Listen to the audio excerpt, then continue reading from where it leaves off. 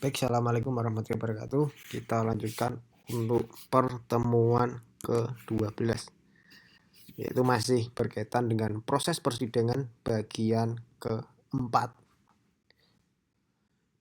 Jadi ada 4 bagian persidangan. Panjang sekali memang proses persidangan. Sidang ke-9 setelah sebelumnya pembacaan tuntutan, yaitu sidang ke-9 yaitu agenda pembacaan pledoi.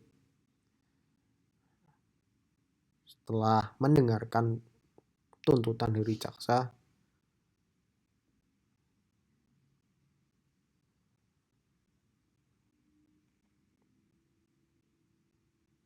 adalah agenda pembacaan pledoi.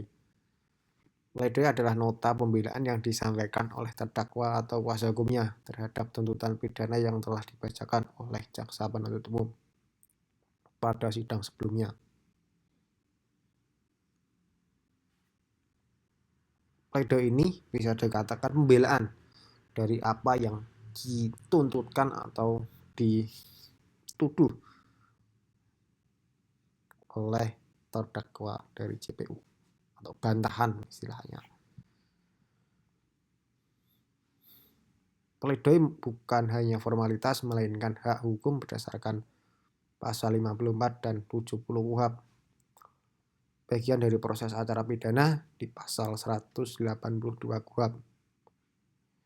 Didukung oleh prinsip perlindungan HAM dan keadilan substantif sebagaimana dijelaskan dalam penjelasan umum KUHP butir C dan G.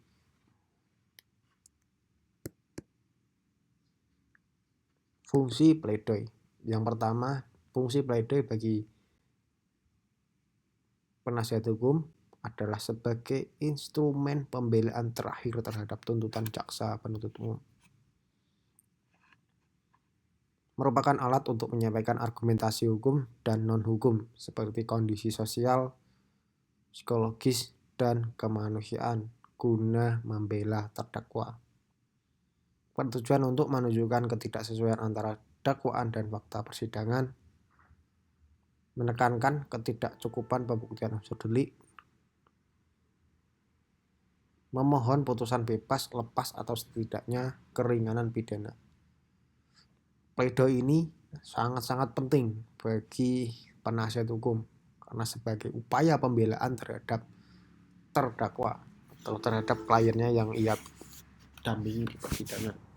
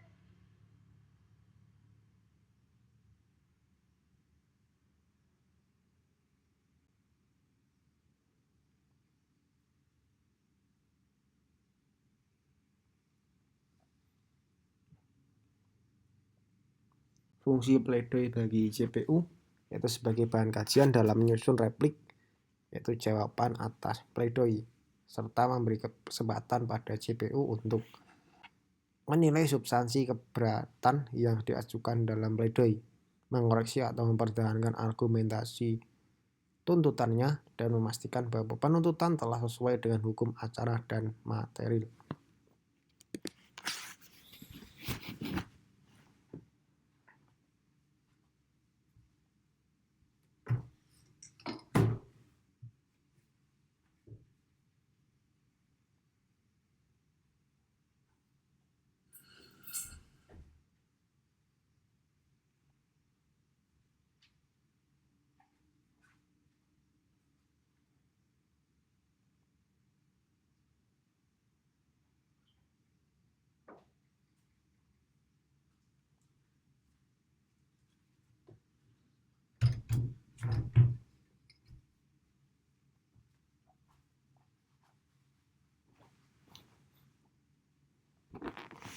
Bagi hakim, fungsi pledoi yaitu merupakan salah satu dasar pertimbangan dalam menjatuhkan putusan. Di dalam praktik, pledoi seringkali menjadi penentu arah putusan, khususnya bila disusun secara sistematis dan meyakinkan.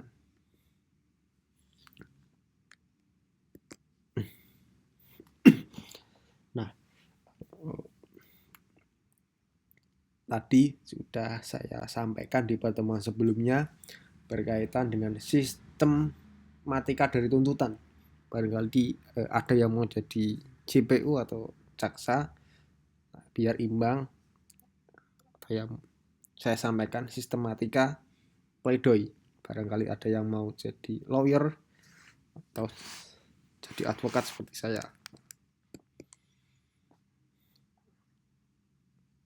Sistematikanya seperti ini.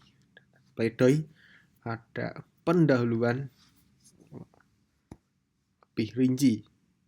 Ada anatomi dakwaan dan tuntutan JPU, fakta persidangan, analisis fakta dan pembelaan hukum, analisis fakta yuridis atas fakta hukum, analisis fakta yuridis atas fakta hukum,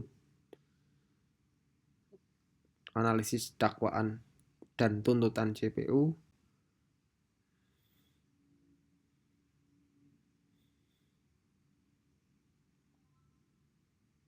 analisis dakwaan dan tuntutan JPU, permohonan, kesimpulan, dan tanda tangan dan identitas penasihat hukum.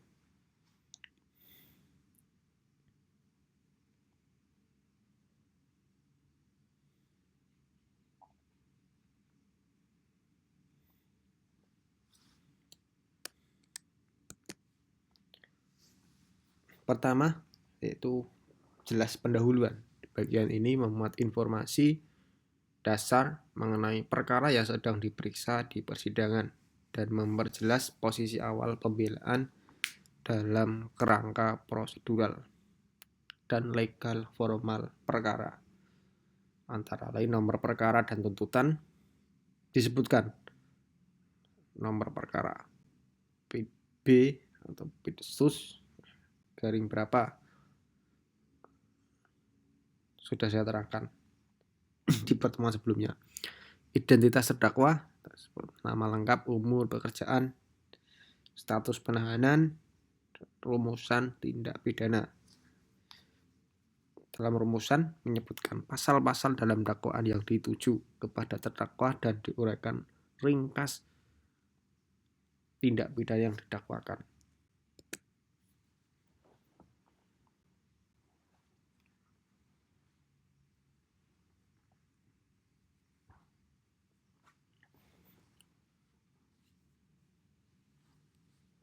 Anatomi dakwaan dan tuntutan menyusun fondasi pembelaan atas dasar kronologi hukum sehingga posisi terdakwa bisa dibela dalam bingkai proses yang terukur. Di bagian ini menjelaskan secara kronologis dan sistematis mengenai waktu dakwaan dan tuntutan, kapan surat dakwaan dibacakan, serta kapan waktu tuntutan pidana diajukan oleh JPU.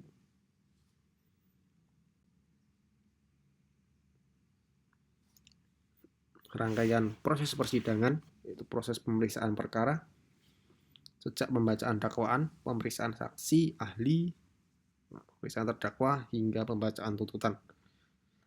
Isi dakwaan dan tuntutan dirinci apa yang didakwakan dan dituntut oleh JPU, baik dari sisi unsur pasal maupun jenis dan lamanya pidana yang dituntutkan.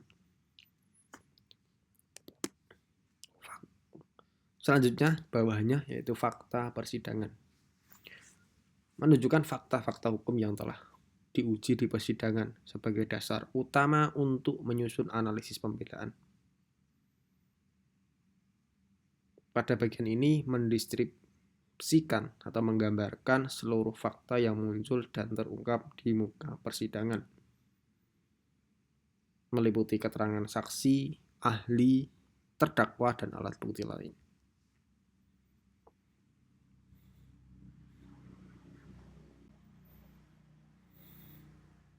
Tentu dalam keterangan-keterangan yang disampaikan di persidangan adalah merujuk ke terdakwa. Artinya yang memperkuat argumen dari pembelaan.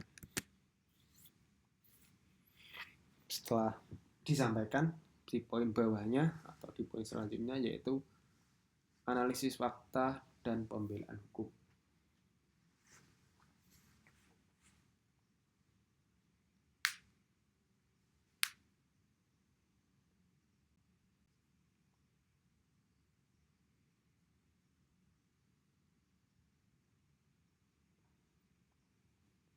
Bagian analisis fakta dan pembelaan hukum yaitu membangun konstruksi hukum yang logis dan argumentatif guna meyakinkan majelis hakim bahwa terdakwa tidak layak dijatuhi pidana sebagaimana yang dituntutkan.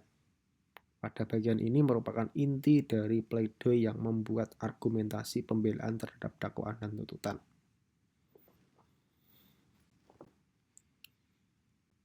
Memuat analisis kesesuaian fakta dan unsur tindak pidana. Menilai apakah fakta yang terbukti di persidangan benar-benar memenuhi unsur pasal yang didakwakan. Penekanan pada fakta yang meringankan, itu menganalisis fakta yang menunjukkan tidak adanya niat jahat, terdakwa hanya pelaku pasif atau terdakwa situasi, perbuatan bukan termasuk delik yang didakwakan, dan adanya kekeliruan yang seharusnya menimbulkan asas in dubio pro reo. Penilaian terhadap barang bukti, mengkritisi kekuatan pembuktian JPU jika terhadap kelemahan, pertentangan atau cacat formil dalam alat bukti. Jadi intinya membantah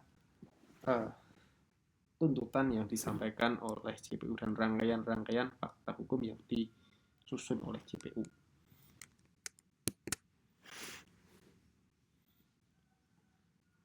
Sama ada poin analisis yuridis atas fakta hukum. Di bagian ini, fakta yang sudah dianalisis sebelumnya ditautkan secara langsung dengan unsur-unsur delik dalam pasal yang didakwakan. Setiap unsur pasal yang dianalisis dan dicocokkan dengan fakta dan bukti di persidangan. Pembantahan atau pembenaran yang dilakukan dengan dasar hukum seperti KUHP atau KUHP maupun jurisprudensi dan doktrin. Bila perlu ditunjukkan bahwa unsur tidak terpenuhi atau terpenuhi namun tidak dapat dipertanggungjawabkan oleh terdakwa secara pidana.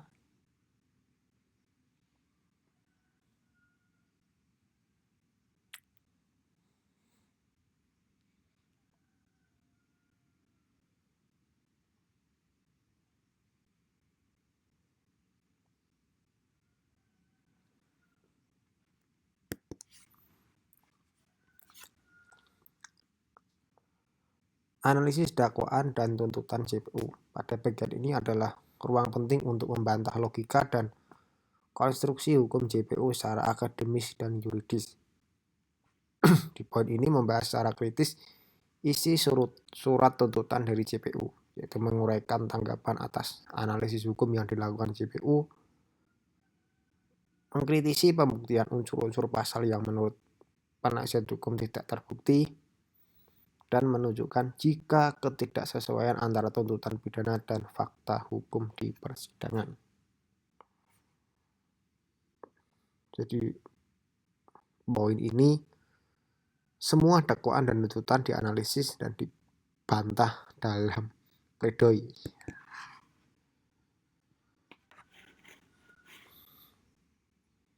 Setelah itu ada poin kesimpulan, memuat rangkuman seluruh pembelaan. Yaitu fakta yang tidak terbukti, unsur pidana yang tidak terpenuhi, bukti yang tidak sah atau lemah, fakta yang mendukung pembebasan atau setidaknya meringankan pidana. Bagian akhir itu menyatakan permintaan kepada majelis hakim. Contohnya membebaskan terdakwa dari segala dakwaan dan tuntutan hukum, menjatuhkan putusan seringan-ringannya, dan permohonan harus disampaikan dengan sopan, tegas, dan penuh keyakinan. Terakhir yaitu tanda tangan dan identitas kuasa hukum. Nama jelas, nomor surat kuasa, dari penasihat hukum serta tempat dibuatnya juga tanggal.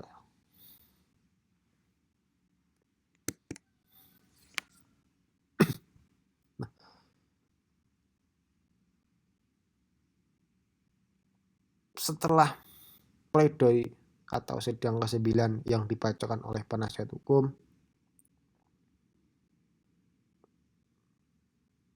selanjutnya yaitu sidang ke-10 dengan agenda pembacaan replik oleh jaksa penuntut umum. Replik adalah tanggapan jaksa penuntut umum terhadap nota pembelaan yang disampaikan oleh penasihat hukum atau terdakwa. Fungsinya adalah membantah argumentasi dalam pledoi yang menguatkan kembali posisi penuntutan yang telah diajukan sebelumnya. Dasar hukumnya di pasal 182 ayat 1 huruf F KUHP. Setelah nota pembelaan atau pledoi, JPU berhak memberikan tanggapan atau replik. Dalam prakteknya, replik diberikan secara lisan atau tertulis dan langsung disampaikan setelah pledoi. Poin-poin yang dianggap menyimpang dari fakta, bantahan atas dalil hukum pembelaan, penegasan kembali unsur dalil yang terbukti, dan penegasan tuntutan. Meminta majelis hakim tetap menjatuhkan pidana sesuai tuntutan. Jadi setelah JPU membuat tuntutan, PH penasihat hukum membuat pledoi. Replik ini merupakan hak jawab atas pledoi yang diajukan oleh penasihat hukum atau terdakwa.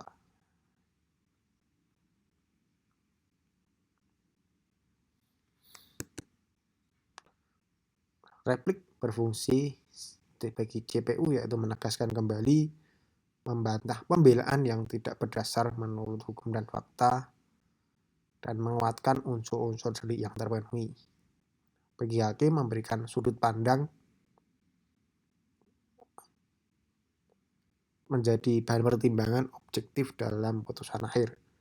Sedangkan bagi PH mengukur dan membaca arah argumentasi jaksa, menentukan strategi duplik, mengklarifikasi tuduhan, dan mengukur kekuatan dari lawan. Setelah JPU mengeluarkan replik atau hak jawab atas pledoi yang disampaikan oleh PH, maka di sidang 11 PH juga mendapatkan hak jawab dari replik dari JPU. Namanya duplik. Duplik adalah tanggapan penasihat hukum atau terdakwa terhadap replik yang telah disampaikan oleh jaksa penuntut umum. Ini adalah bentuk pembelaan terakhir yang memberikan bantahan atas poin-poin replik, serta penegasan ulang terhadap pembelaan pledoi yang sebelumnya telah disampaikan. Pasal 182 ayat 1 huruf F KUHP menyatakan bahwa setelah replik, terdakwa atau penasihat hukumnya diberi kesempatan untuk memberikan tanggapan, yaitu duplik. Sistematika duplik itu tertulis. Bantahan terhadap replik menyebut satu persatu poin replik yang dibantah, menjelaskan mengapa replik tidak tepat atau tidak sejalan dengan fakta persidangan, menegaskan fakta dan alat bukti yang meringankan terdakwa, dan penegasan posisi pembelaan. Jadi setelah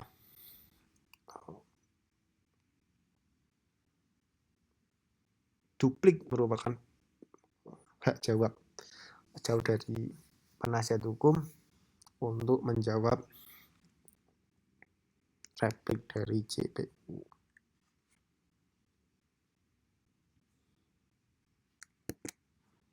Fungsi duplik bagi penasihat hukum yaitu membela kembali hak dan kepentingan terdakwa, menangkis dan meneruskan replik dari jaksa, meningkatkan keseimbangan dan hak imparsialitas, mempertajam pembelaan, memperkuat upaya hukum lanjutan.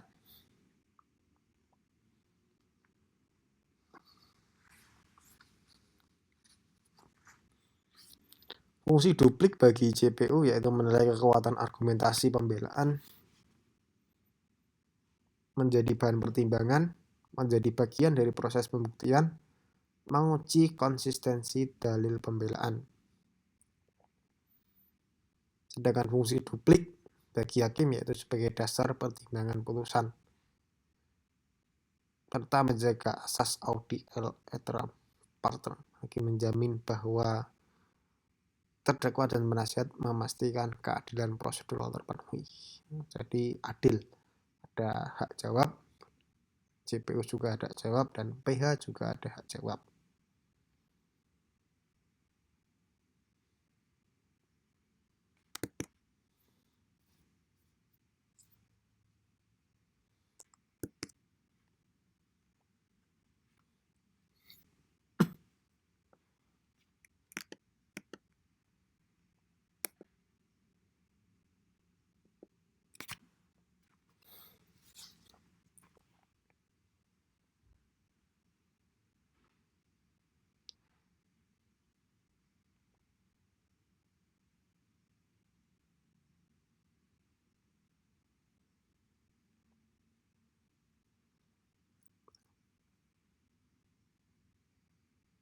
Setelah duplik yaitu sidang ke-12.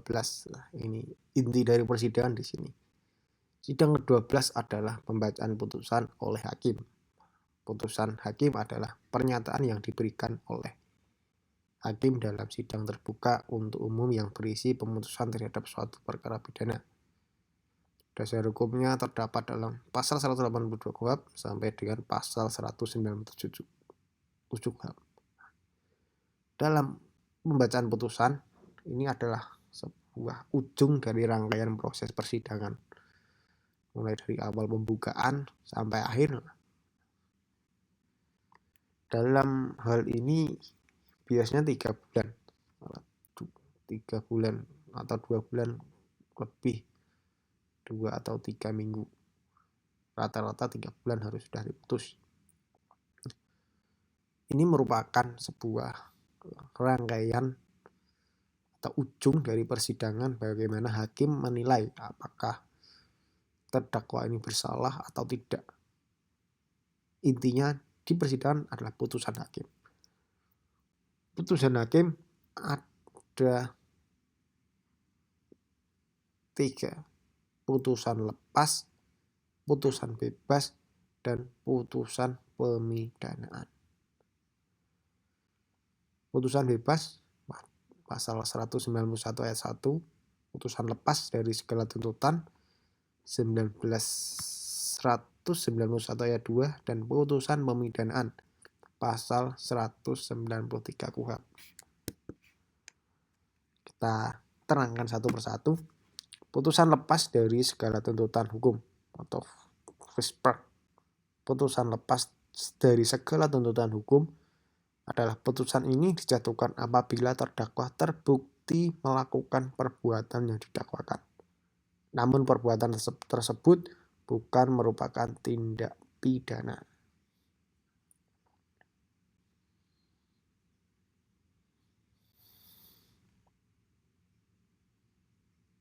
Contoh, seorang dituduh mencuri kayu. Namun dalam persidangan terbukti bahwa kayu tersebut adalah miliknya sendiri. Maka perbuatan tidak termasuk pencurian karena tidak memenuhi unsur milik orang lain. Akibatnya apa? Terdakwa dilepaskan dari segala tuntutan, hakim menyatakan bahwa perbuatan itu tidak ada, perbuatan itu ada tetapi tidak melanggar hukum pidana. Tidak dapat dijatuhi pidana karena bukan delik pidana. Jadi lepas dari segala tuntutan.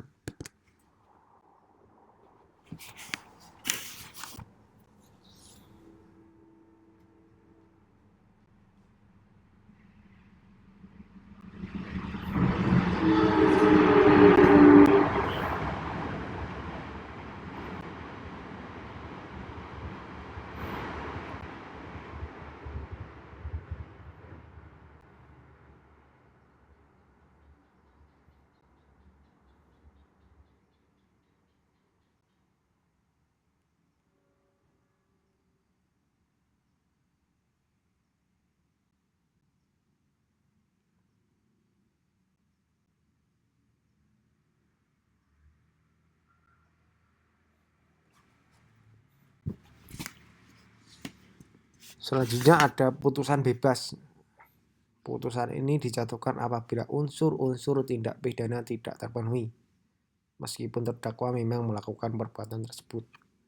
Contoh, seorang menyerang orang lain saat membela diri karena diserang terlebih dahulu.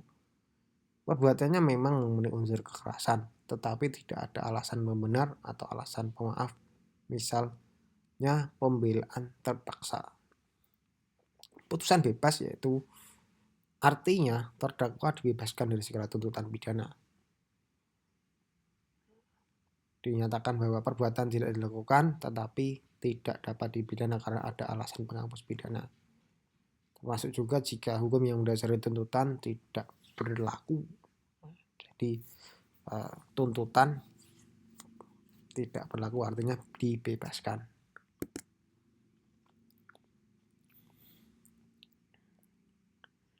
Ketiga, yaitu putusan pemidanaan.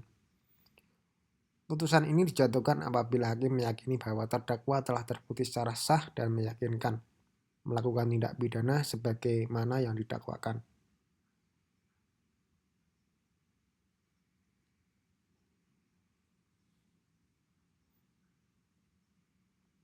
Diulangi lagi dalam pasal 183 KUHP, hakim tidak boleh menjatuhkan pidana kepada seorang kecuali apabila dengan sekurang-kurangnya 2 alat bukti yang sah. Ia memperoleh keyakinan bahwa suatu tindak pidana benar-benar terjadi dan terdakwalah yang bersalah melakukannya.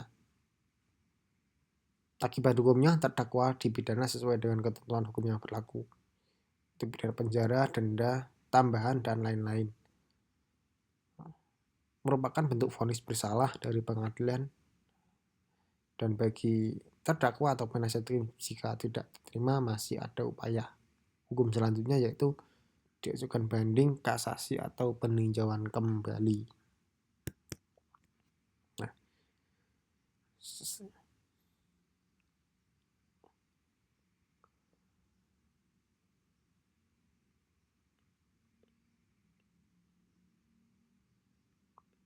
Nah, di layar saya tampilkan perbandingan putusan antara putusan lepas, bebas, dan pemidanaan. Lepas dari perbuatan terdakwa terbukti tapi bukan tindak pidana. Bebas yaitu perbuatan terdakwa tidak terbukti tetapi tidak dipidana. Pemidanaan terdakwa terbukti dan dapat dipidana.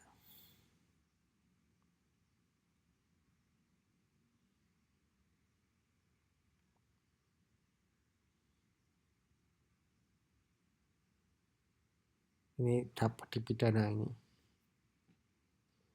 Dan dapat dipidana.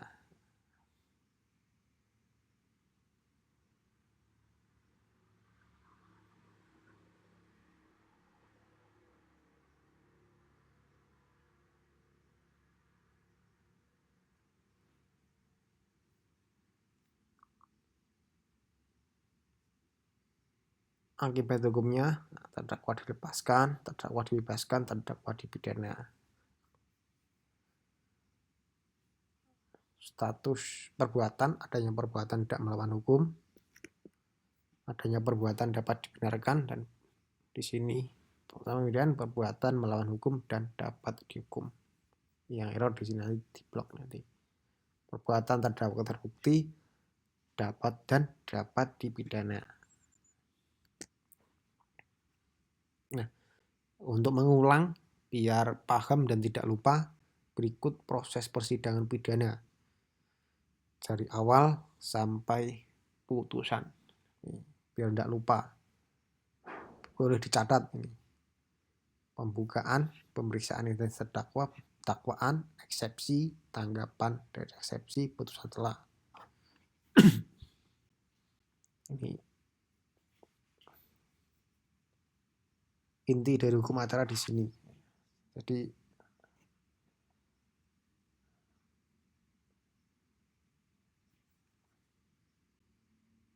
pemeriksaan surat, setelah putusan telah yaitu pemeriksaan saksi dari ahli terlebih dahulu, baru pemeriksaan saksi dari pihak surat tuntutan, pledoi, habis pledoi, replik, duplik, dan pembacaan putusan.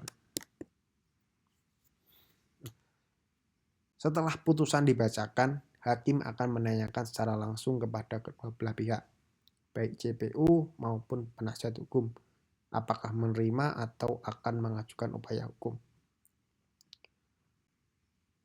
Setelah hakim membacakan putusan, ketua majelis melakukan apakah akan melakukan upaya hukum. Dari pihak JPU terlebih dahulu ditanyakan, terus dari pihak penasihat hukum juga ditanyakan apakah akan mengajukan upaya hukum.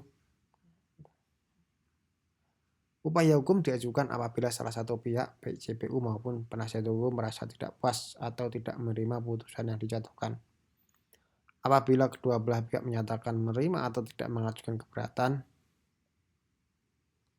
dikenal dengan putusan telah berkekuatan hukum tetap, maka putusan tersebut menjadi final dan wajib dilaksanakan.